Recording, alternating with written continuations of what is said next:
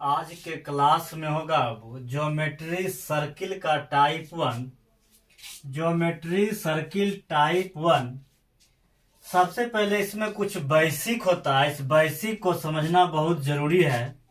उसके बाद फिर हम क्वेश्चन में चलेंगे। अब देखिए, ये जो रेखा आपको दिखाई दे रहा है, ये रेखा जो दिखाई दे रहा है, इस रेखा को बोलते हैं परिधि, परिमाप, कुल लंबाई, कुल दूरी।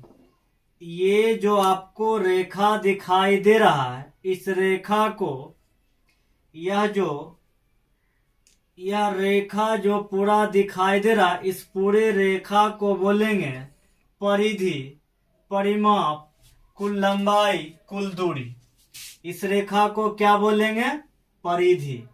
और यह जो है, इस वृत्त के, इस गोलाकार जो गोला जो दिखाई दे रहा है, इसके मध्य में बीचों बीच जो बिंदु होगा उसको बोलेंगे केंद्र। ये जो बीच का जो बिंदु होगा इसको बोलेंगे केंद्र। तो केंद्र से परिधि तक के दूरी को त्रिज्या बोलते हैं। केंद्र से परिधि तक के दूरी को त्रिज्या बोलते हैं। अब यहाँ केंद्र से परिधि तक के दूरी को क्या बोलेंगे? त्रिज्या। मतलब किसी भी ओर केंद्र से परिधि तक के दूरी को क्या बोलेंगे? त्रिज्या। ये भी देखिए, यहां से यहां तक खींच देंगे तो ये भी क्या होगा? त्रिज्या। ये भी क्या होगा? त्रिज्या। इधर भी खींच देंगे तो भी क्या होगा? त्रिज्या। ये भी क्या होगा? त्रिज्या। किसी भी साइड ओर यदि केंद्र से परिधि तक के जो भी रेखा होगा सभी क्या कहलाएगा? त्रिज्या। एक वृत्त में अनगिनत त्रिज्या खींचा जा सकता है, और एक ही वृत्त का त्रिज्या जो होगा आपस में सभी क्या होगा? समान होगा। इसे ये खींच दिए, यहां से यहां तक मिला दिए तो ये भी क्या कहला गया? त्रिज्या। इधर भी हम मिला देंगे इस तरह से तो ये भी क्या कहलाएगा? त्रिज्या। ये भी मिला देंगे तो भी क्या कहलाएगा? त्रिज्या। तो एक वृत्त में अनगिनत त्रिज्या खींचा जा सकता है। एक ही वृत्त में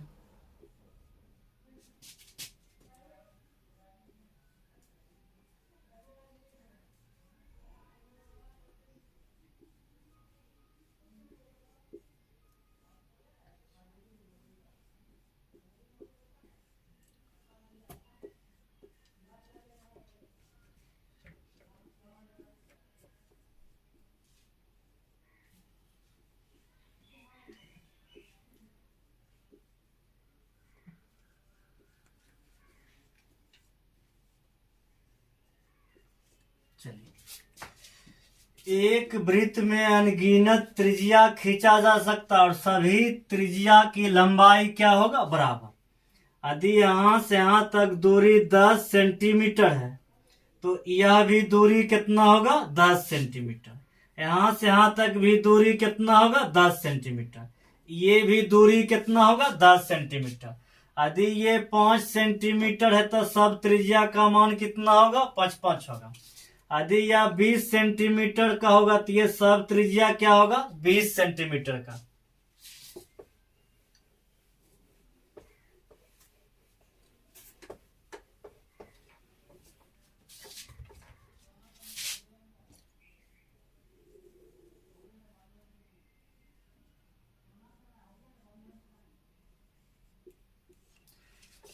देखिए, ये आपका ओ केंद्र है। केंद्र से परिधि के दोनों ओर छूने वाली रेखा व्यास कहलाता है।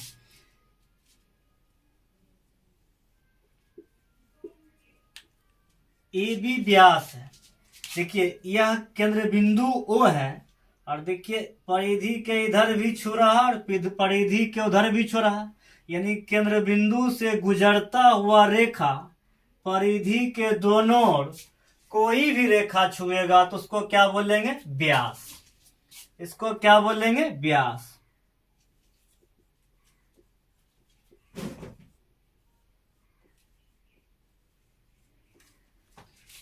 देखिए,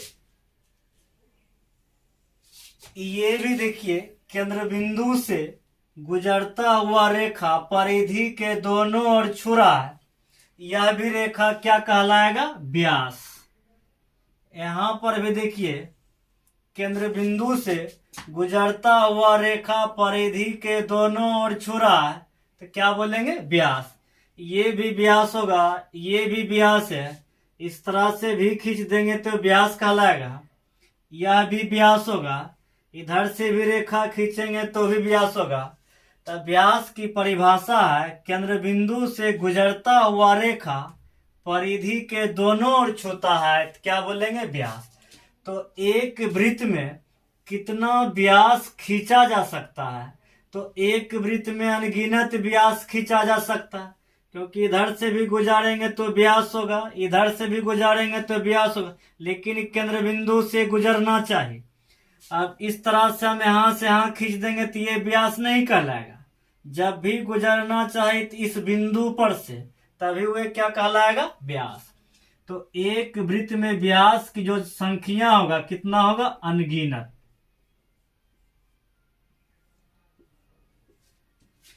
एक ही वृत्त में व्यास की संख्या कितना खींचा जा सकता है? अनगिनत।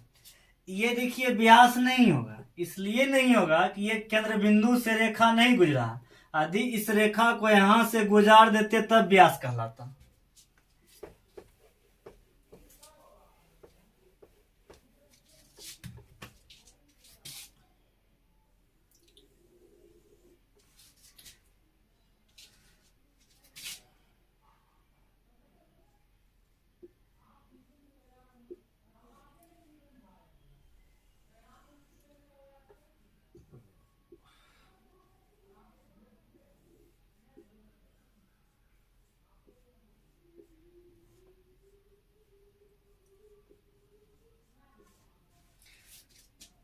अब जीवा की परिभाषा होता है परिधि के दोनों ओर छूने वाली रेखा जीवा कहलाता है।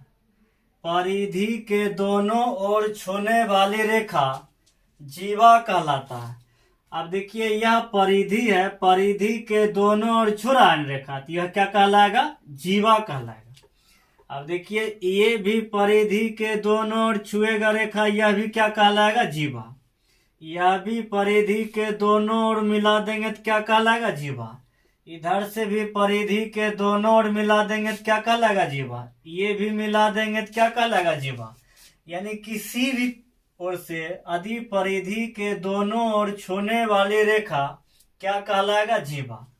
अब देखिए केंद्र बिंदु से गुजार देंगे, यह केंद्र बिंदु से इस रेखा को CD, इस रेखा को केंद्र बिंदु से गुजार देंगे। परिधि के दोनों ओर तो छू रहा है, लेकिन यह केंद्र बिंदु से भी गुजर रहा है, तो यह व्यास भी कहलाएगा और यह जीवा भी होगा। बस इस वृत्त के लिए जो व्यास होगा सबसे बड़ी जीवा होगा।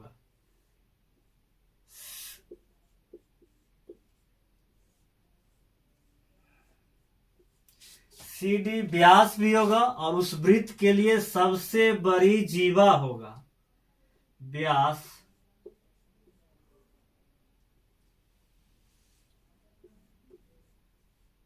सबसे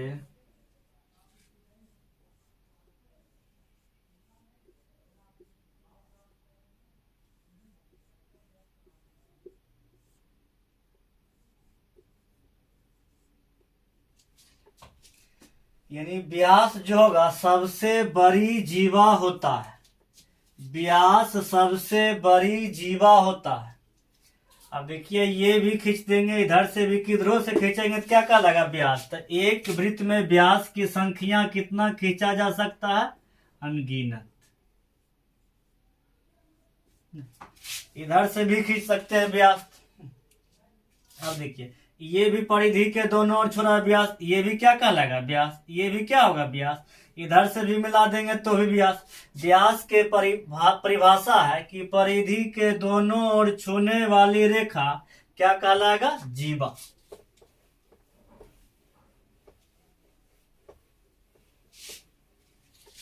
तो अभी तक हम समझा रहे थे त्रिज्या, व्यास, जीवा के बारे में। अब देखिए इस पर प्रश्न, देखिए क्वेश्चन डिग्री बनाने के लिए आता है। अब इसमें से देखिए हम बोलेंगे प्रश्न में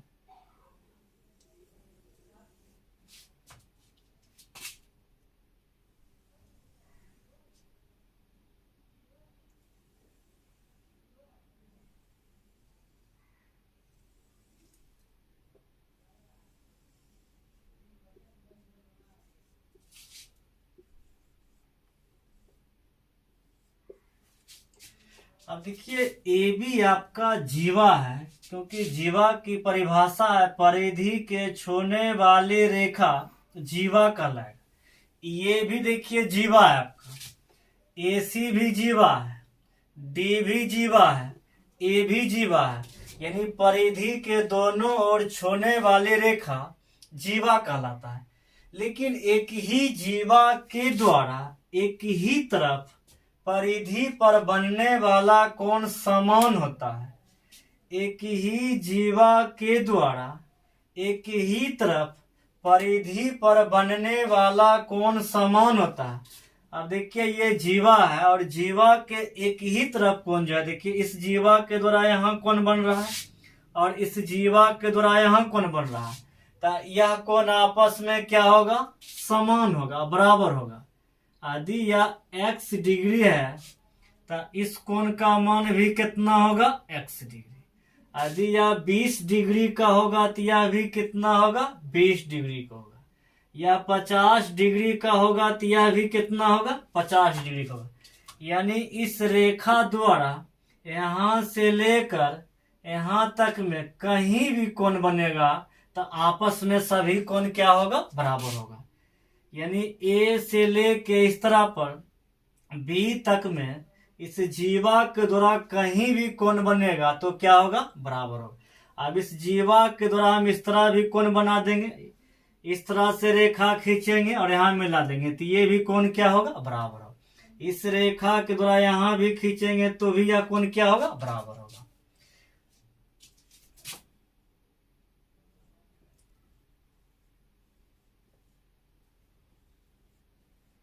एक ही जीवा द्वारा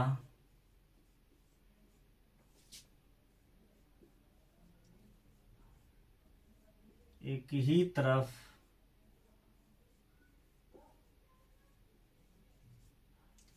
परिधि पर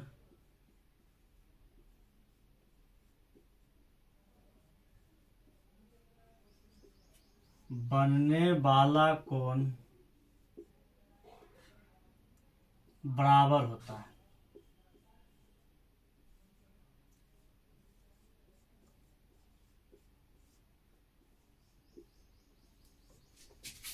एक ही जीवा द्वारा एक ही तरफ परिधि पर बनने वाला कोण बराबर होता है।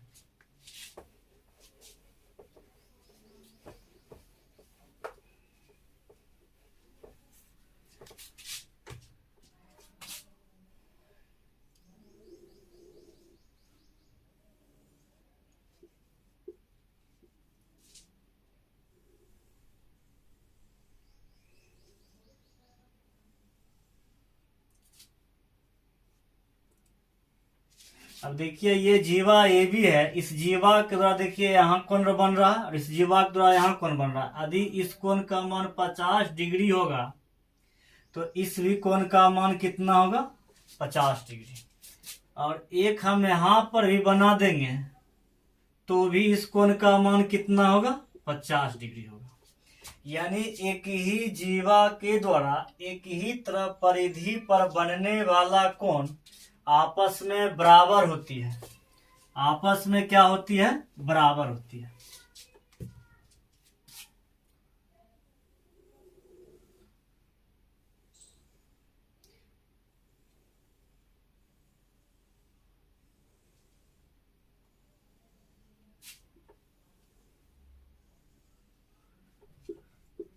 ए भी आपका जीवा है, इस जीवा के द्वारा देखिए यहाँ भी कोण बन रहा है, यहाँ पर भी कोण बन रहा है और यहाँ पर भी कोण बन रहा है। तो यह कोण जो होगा आपस में क्या होगा, बराबर होगा। यदि यह 10 डिग्री की, यह भी 10 डिग्री के, यह भी 10 डिग्री का, यह 50 डिग्री का तो यह भी 50 होगा, यह भी 50 होगा। 20 डिग्री तो ये तीनों भी कितना होगा, 20 डिग्री। यह भी कोण क्या होगा, आपस में बराबर होगा। यह भी कोण आपस में क्या होगा, बराबर होगा। ये सब कोण आपस में क्या होगा, बराबर होगा। यदि यह 10 डिग्री तो यह भी 10, यह भी 10, यह भी 10, यह भी 10।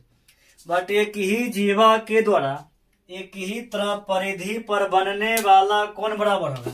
इधर नहीं होगा बराबर, क्योंकि ये जो हो गया इस जीवा के विपरीत हो गया। आगे बताएंगे चक्रीय चतुर्भुज यहाँ। अभी केवल आपको ये देखना है कि एक ही जीवा के द्वारा एक ही तरह परिधि पर बनने वाला कोण आपस में क्या होता है, बराबर होता है।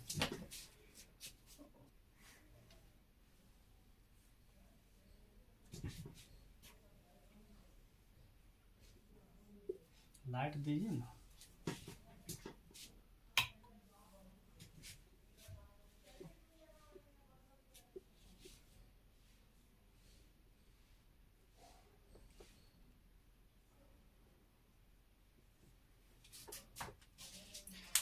केंद्र से परिधि के दोनों ओर छूने वाली रेखा व्यास कहलाता है।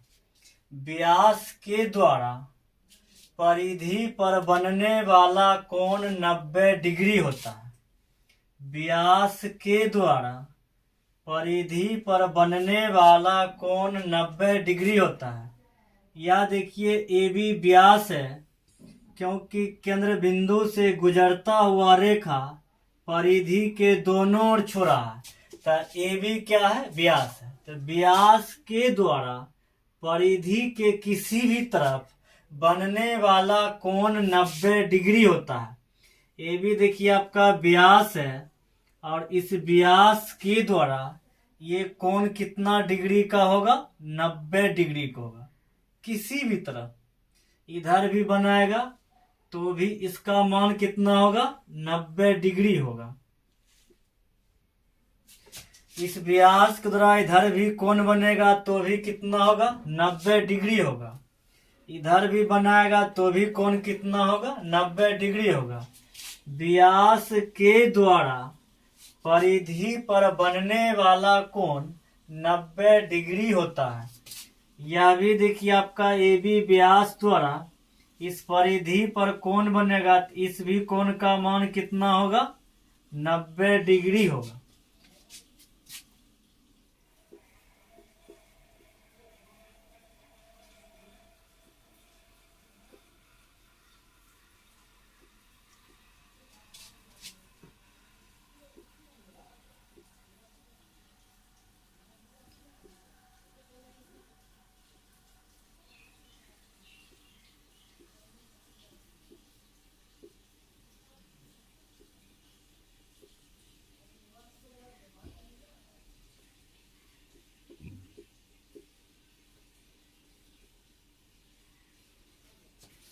व्यास द्वारा परिधि पर बनने वाला कोण 90 डिग्री होता है।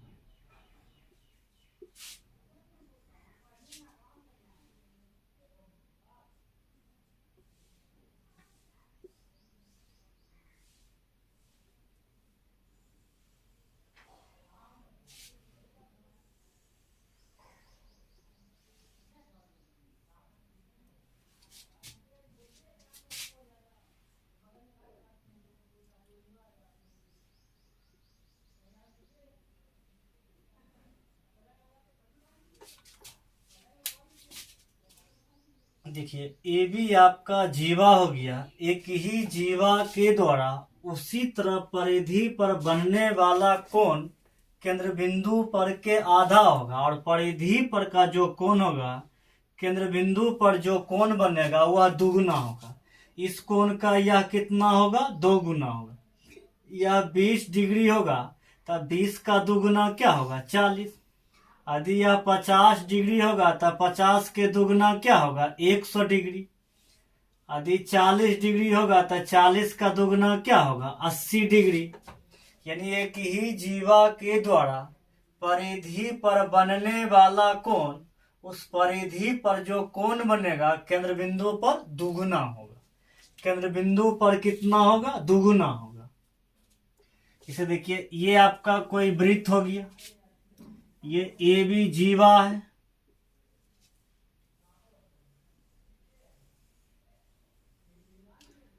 वो ये केंद्र बिंदु है। यदि इस कोण का मान 10 डिग्री है, इस कोण का मान 10 डिग्री है, तो इस कोण का मान कितना होगा? 20 डिग्री होगा। इस कोण का मान कितना होगा? 20 डिग्री होगा। यदि इस कोण का मान 50 डिग्री है तो इस कोण का मान कितना होगा? 100 डिग्री होगा। इसका ये दोगुना होगा और इसका ये आधा होगा।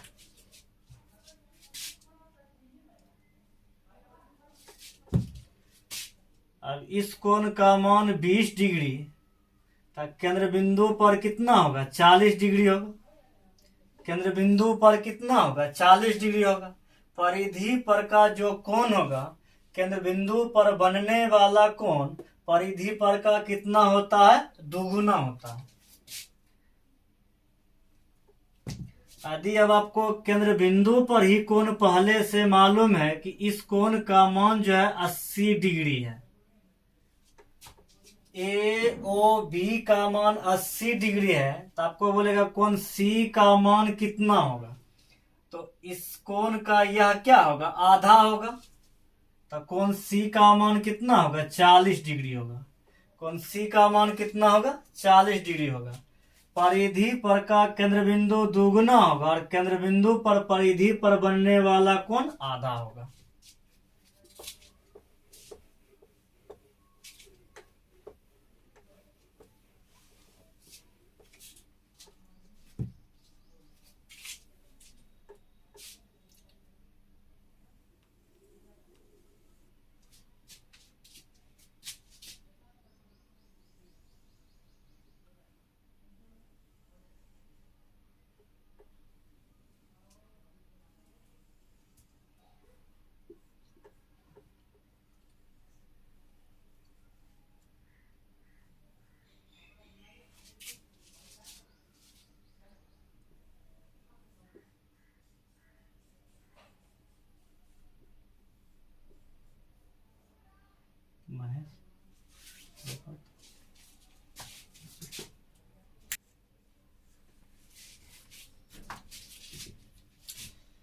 चक्रीय चतुर्भुज, चक्रीय चतुर्भुज का परिभाषा होता है वो कि जिस चतुर्भुज का चारों कोना वृत्त के परिधि पर हो। चक्रीय चतुर्भुज का परिभाषा होता है जिस चतुर्भुज का चारों कोना वृत्त के परिधि पर हो। देखिए यह पी क्यू आर एस चतुर्भुज है। देखिए इस चतुर्भुज के ये कोना जो है वृत्त के परिधि पर है, यह भी कोना वृत्त के परिधि पर है, यह भी कोना क्या है? वृत्त के परिधि पर है, यह भी कोना क्या है? वृत्त के परिधि में है। तो इस चतुर्भुज को क्या बोलेंगे? चक्रीय चतुर्भुज। चक्रीय चतुर्भुज जिस चतुर्भुज का चारों कोना वृत्त के परिधि पर हो वह कैसा चतुर्भुज होगा? चक्रीय चतुर्भुज है।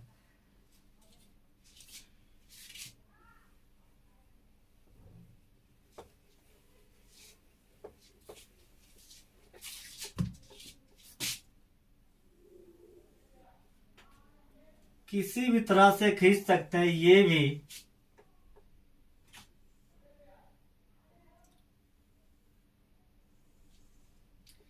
यह भी कैसा चतुर्भुज है?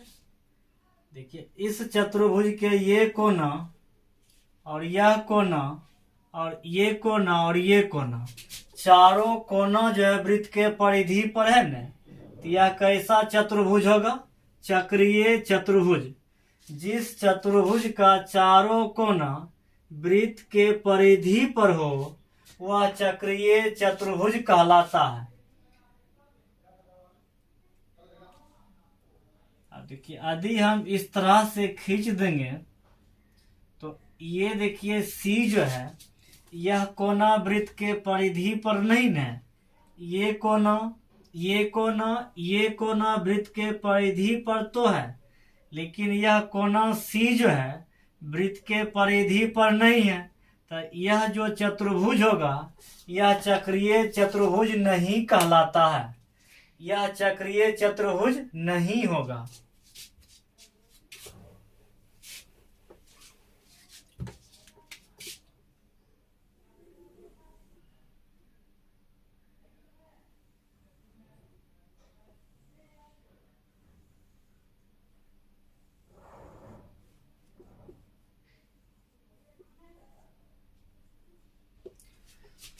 तो ये देखिए वृत्त के परिधि पर है, यह भी वृत्त के परिधि पर है, यह भी वृत्त के परिधि पर है, लेकिन ये कोना जो है वृत्त के परिधि पर नहीं है, तो यह चक्रीय चतुर्भुज नहीं होगा, यह चक्रीय चतुर्भुज नहीं होगा।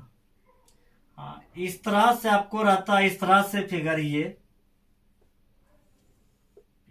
आप देखिए चारों कोना वृत्त के परिधि पर, ये कोना, यह भी कोना, यह भी कोना, यह भी कोना वृत्त के परिधि पर है, तो ये क्या कहलाएगा? चक्रीय चतुर्भुज।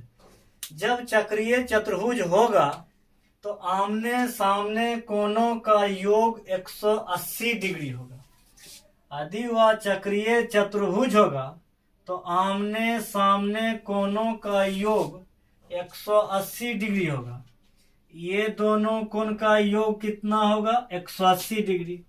यह भी दोनों कोनों का योग कितना होगा? 180 डिग्री, यानी कोण P प्लस कोण R बराबर 180 डिग्री। फिर कोण S प्लस कोण Q बराबर 180 डिग्री। जैसे इस कोण का मान यदि 70 डिग्री है तो ये कोण का मान कितना होगा? ये दोनों का योग होना चाहिए 180 डिग्री, तो ये 70 होगा तो ये कितना होगा? 110 डिग्री। हम बोलेंगे इस कोण का मान जो है 50 डिग्री होगा, तो ये कोण कितना होगा? क्योंकि आमने सामने कोणों का योग 180 डिग्री होता है। यदि यह 50 है तो इस कोण का मान कितना होगा? 130 डिग्री। 50 है 130 तो 180 होगा। 70 है 110 तो कितना होगा? 180 डिग्री।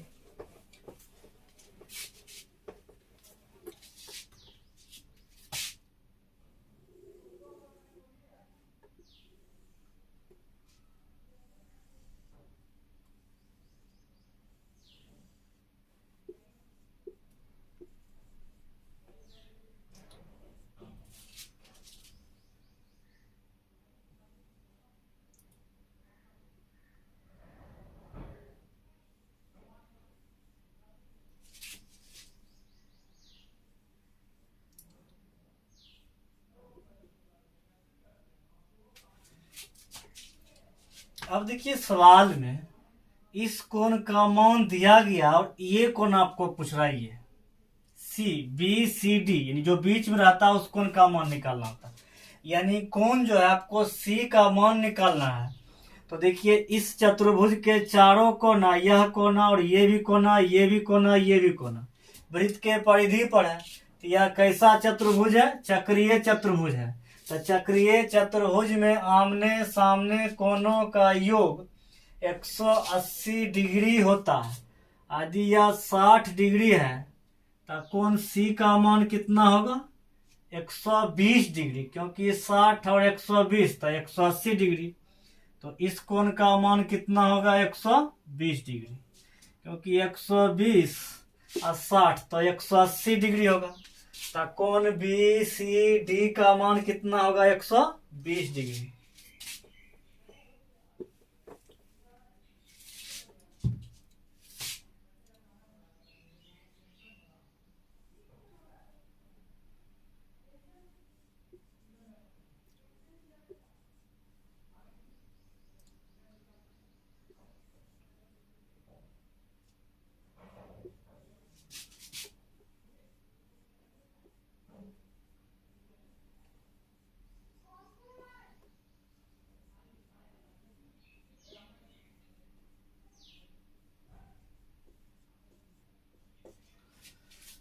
अब देखिए x एवं y का मान ज्ञात करें। तो चक्रीय चतुर्भुज में आमने सामने कोनों का योग 180 डिग्री, तो x और 9x, x और 9x 10, इन दोनों कोनों का योग कितना होगा? 180 डिग्री। तो 10x बराबर 180 डिग्री, एक जीरो से एक जीरो कैंसिल, तो x का मान कितना हो गया? 18 डिग्री। फिर देखिए यहाँ भी आमने सामने कोनों का योग 180 डिग्री। 6y प्लस 3y बराबर 180 डिग्री। 6 और 3 तो 9y, 9y बराबर कितना? 180 डिग्री। अब यहाँ से काट देंगे तो y का मान कितना डिग्री आ गया, 20 डिग्री। यानी x का मान 18 डिग्री और y का मान कितना होगा, 20 डिग्री। x का मान 18 डिग्री और y का मान कितना होगा, 20 डिग्री। तो ये आपका चक्रीय चतुर्भुज था। यदि चक्रीय चतुर्भुज हो तो आमने सामने कोणों का योग 180 डिग्री होना चाहिए।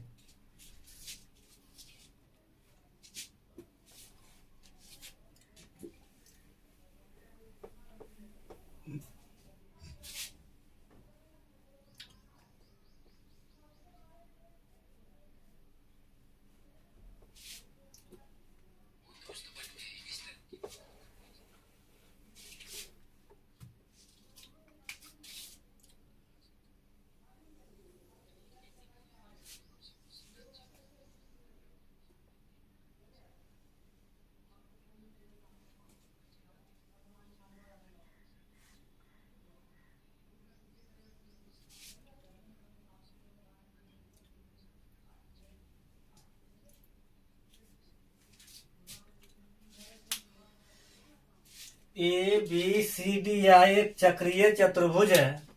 तो चक्रीय चतुर्भुज में किसी भी एक भुजा को बढ़ाने से जो बाह्य कोण बनता है वह अपने सामने अंतः कोण के बराबर होता है। चक्रीय चतुर्भुज में किसी भी एक भुजा को बढ़ाने से जो बाह्य कोण बनता है वह अपने सामने अंतः कोण के बराबर होता है।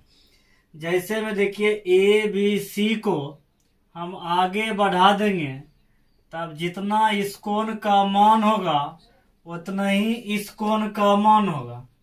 यदि इस कोण का मान 20 डिग्री है तो इस भी कोण का मान कितना होगा, 20 डिग्री होगा। यदि यह 50 डिग्री होगा तो इस कोण का मान भी कितना होगा, 50 डिग्री होगा। यानी ये दोनों कोण आपस में क्या होगा, बराबर होगा। जैसे इस कोण का मान 30 डिग्री हो गया तो यह भी कोण कितना होगा, 30 डिग्री होगा। यदि इस कोण का मान ही 50 डिग्री हो गया तो ये भी कोण कितना होगा, 50 डिग्री होगा। चक्रीय चतुर्भुज में किसी भी एक भुजा को बढ़ाने से जो बाह्य कोण बनता है वह अपने सामने अंतः कोण के बराबर होता है। अब देखिए यहाँ से हमें डीसी भुजा को बढ़ा देंगे तो जितना इस कोण का मान होगा उतना ही इस कोण का मान होगा। यदि हम बोलेंगे यह 10 डिग्री का है तो यह भी कितना होगा, 10 डिग्री का। इस कोण का मान हम बोलेंगे कि 60 डिग्री है तो यह भी कोण कितना होगा, 60 डिग्री होगा। यदि इस कोण का मान 100 डिग्री है तो यह भी कोण कितना होगा, 100 डिग्री होगा। अब देखिए यह भी भुजा को हम बढ़ा देंगे तो जो कोण आपको ये बनेगा उसके सामने इस अंतः कोण के बराबर होगा। या आप इसी भुजा को बढ़ा दीजिएगा तो ये बाहर बनेगा तो इसके सामने इस कोण के बराबर होगा। ये बढ़ा दीजिएगा तो जो कोण ये होगा इसके सामने इस कोण के बराबर होगा। तो चक्रीय चतुर्भुज में किसी भी एक भुजा को बढ़ाने से जो बाह्य कोण बनता है वह अपने सामने अंतः कोण के बराबर होता है।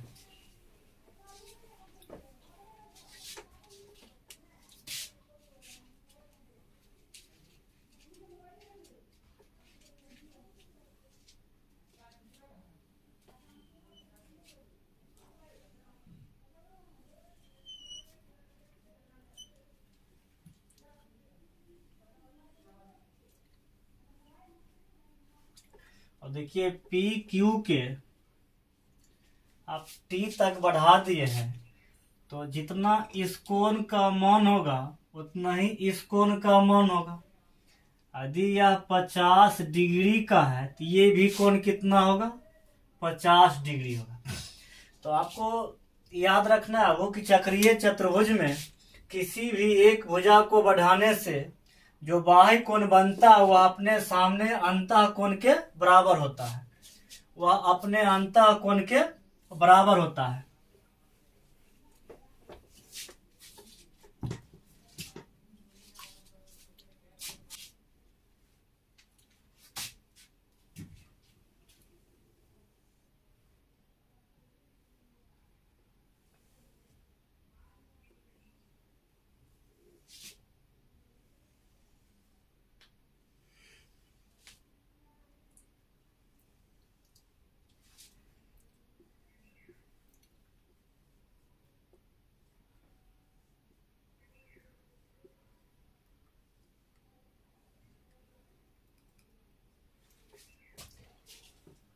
ये देखिए आपका ए बी एक स्पर्श रेखा है। स्पर्श रेखा में हम पिछले आगे आगे बताएंगे इसके बारे में पूरा डिटेल। सभी केवल आपको देखना है कि ए बी आपका स्पर्श रेखा है। स्पर्श रेखा जो होता है वृत्त के बाहर होता है और केवल एक बिंदु पर प्रतिच्छेद करता है। तो स्पर्श रेखा के साथ उस जीवा के द्वारा जो कोण बनता है उसी जीवा के द्वारा उसी तरफ कोण आपस में क्या होता है, बराबर होता है। अब देखिए इस जीवा के द्वारा और स्पर्श रेखा के साथ जो कोण बनता है और इसी जीवा के द्वारा उसके सामने कोण के क्या होता है, बराबर होता है। यदि यह 20 डिग्री का होगा तो यह भी कितना होगा, 20 डिग्री का होगा। ये 40 डिग्री का होगा तो यह भी कितना होगा, 40 डिग्री का। बट इसमें याद रखना एक ही जीवा के द्वारा जो स्पर्श रेखा के साथ कोण बनेगा वह अपने सामने परिधि पर बनने वाला कोण के बराबर होगा। यदि यह कोण 20 डिग्री का है तो ये भी कोण कितना होगा, 20 डिग्री का होगा। अब एक देखिए कुछ पॉइंट होता है इसमें, बेसिक सवाल में बोलेगा आपको कि एक बिंदु से कितना वृत्त खींचा जा सकता है। एक बिंदु से कितना वृत्त खींचा जा सकता है। देखिए एक बिंदु से क्या वो वृत्त खींचेंगे, एक वृत्त। कितना वृत्त खींचेंगे, एक वृत्त। यानी एक बिंदु से कितना वृत्त खींचेंगे, एक ही वृत्त केवल खींचा जा सकता है। एक बिंदु से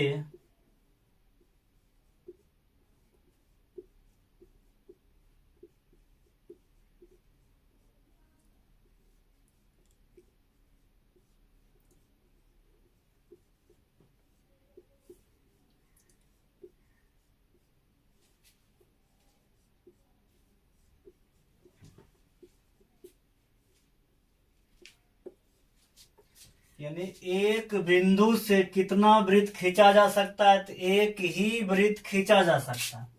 अब सवाल में आपको बोलेगा कि दो बिंदु से कितना वृत्त खींचा जा सकता है। देखिए अब ये देखिए दो बिंदु हो गया, यानी यहां पर मान लो एक वृत्त।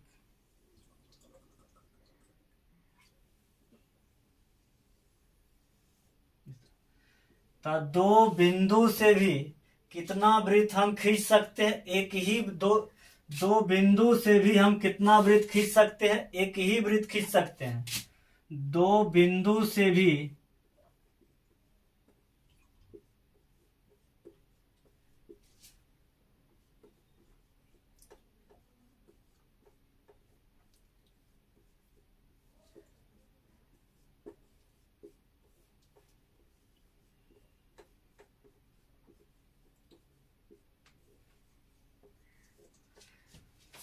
एक बिंदु से केवल एक वृत्त खींच सकते हैं, दो बिंदु से भी केवल एक वृत्त खींच सकते हैं। ये सब एग्जाम में केवल आता है कि तीन और संरेख बिंदु से कितना वृत्त खींच सकते हैं। तीन और संरेख बिंदु से कितना वृत्त खींच सकते हैं। तो तीन और संरेख बिंदु से मतलब ये हो गया तीन बिंदु। तो यह तीन बिंदु से जो है हम कितना वृत्त खींच सकते हैं, केवल एक।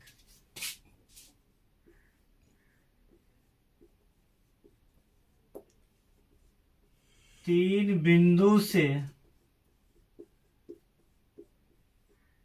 केवल एक वृत्त खींचा जा सकता है।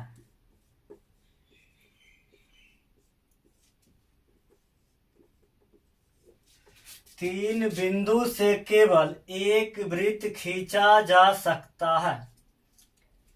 ज्यादातर एग्जाम में आपको यही प्रश्न आता है कि तीन और संरेख बिंदु से कितना वृत्त खींचा जा सकता है। तो केवल कितना वृत्त खींचा जा सकता है। अब किसी भी कोण का आपको समद्विभाजक का अर्थ होता है कि दो बराबर भागों में बांटना। जैसे कोई ये आपका वृत्त हो गया या कहीं भी आपका कोई भी रेखा है। अब सवाल में हम बोलेंगे कि इस रेखा का जो है यदि इस कोण का मान आपका 50 डिग्री है हम बोलेंगे यह रेखा जो है समद्विभाजक है। समद्विभाजक का अर्थ होता है कि दो बराबर भागों में बांटना।